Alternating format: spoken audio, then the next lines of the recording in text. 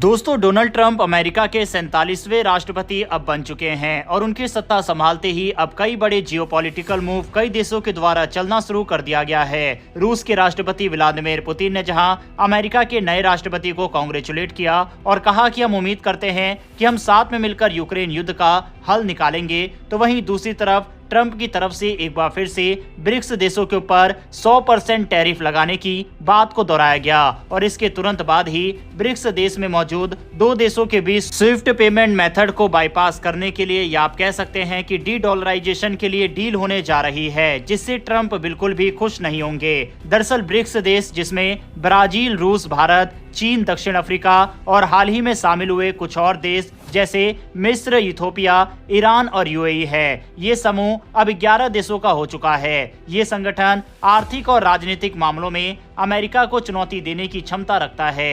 यही कारण है कि ट्रंप इस पर कड़ी नजर बनाए हुए हैं। ट्रंप का कहना है कि अगर ब्रिक्स राष्ट्र ऐसा कोई कदम उठाते हैं जो अमेरिका के हितों के खिलाफ हो, तो वह इन पर 100% टैरिफ लगाने से नहीं चूकेंगे। भारत ब्रिक्स का एक अहम सदस्य है और अमेरिका के साथ उसके आर्थिक और रणनीतिक रिश्ते भी मजबूत हैं। लेकिन अगर ट्रंप का ये टैरिफ लागू होता है तो भारतीय कंपनियों के लिए अमेरिकी बाजार में दिक्कतें बढ़ सकती है। इसका सीधा असर भारत के निर्यात पर पड़ सकता है। डोनाल्ड ट्रंप ने पहले भी ब्रिक्स पर निशाना साधा था। अब जब ये समूह बड़ा हो चुका है तो अमेरिका इसे अपने लिए खतरा मान रहा है। आने वाले समय में ट्रंप भारत और चीन का दौरा भी कर सकते हैं। ऐसे में ये देखना दिलचस्प होगा कि वह इस मुद्दे पर क्या रणनीति अपनाते हैं। ब्रिक्स देशों पर 100% टैरिफ लगाने की धमकी ने साफ कर दिया कि ट्रंप का ध्यान इन देशों पर है। भारत को ऐसे समय में कूटनीतिक रूप से सतर्क रहना होगा ताकि अमेरिका के साथ रिश्ते भी मजबूत रहे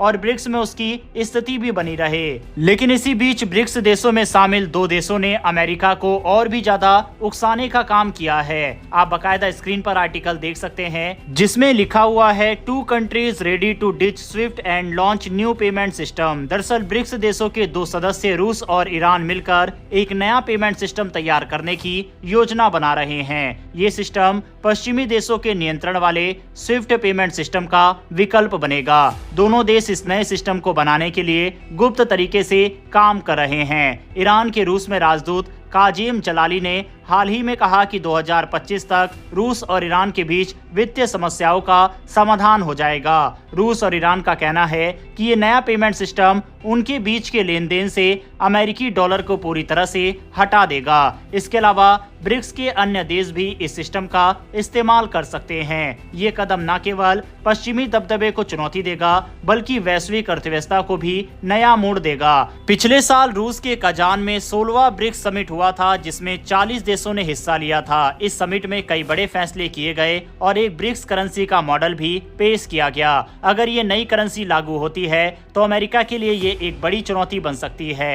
अगर ब्रिक्स देश अमेरिकी डॉलर को छोड़कर नई करेंसी या लोकल करेंसी में व्यापार शुरू करते हैं तो अमेरिका के 3 बड़े सेक्टर बुरी तरह से प्रभावित हो सकते हैं, जिसमें पहला है बैंकिंग और फाइनेंस सेक्टर। अमेरिका का बैंकिंग सिस्टम और डॉलर की ग्लोबल डिमांड कमजोर हो जाएगी। अगर डॉलर की मांग कम हो गई तो अमेरिका का आर्थिक नियंत्रण घट जाएगा। दूसरा है अंतर्राष्ट्रीय व्यापार और निवेश। अगर ब्रिक्स देश डॉलर को छोड़कर नई करेंसी में व्यापार करेंगे तो अमेरिका में डॉलर की आपूर्ति कम हो जाएगी। इससे वहां आर्थिक संकट और महंगाई बढ़ने की संभावना बढ़ेगी। तीसरा है उपभोक्ता सामान और रिटेल सेक्टर। अगर अमेरिका की अर्थव्यवस्था पर दबाव बढ़ा तो रोजमर्रा की चीजों के दाम आसमान छू सकते हैं। इससे वहां लोगों की जिंदगी महंगी और मुश्किल हो जाएगी। ब्रिक्स देशों की ये योजना एक नए वित्तीय युग की शुरुआत कर सकती है। अगर ये सफल होती है तो अमेरिकी डॉलर को वैश्विक स्तर पर बड़ा झटका लग सकता है। साफ है कि ट्रंप की सत्ता संभालते ही जो बड़ा मूव ईरान और रूस ने खेला है, इससे काफी ज्यादा मुसीबत अमेरिका की बढ़ने वाली है। अब इसे किस तरह से डोनाल्ड ट्रंप संभालते हैं ये देखना दिलचस्प रहेगा। बहरहाल बढ़ते हमारी अगली खबर की तरफ।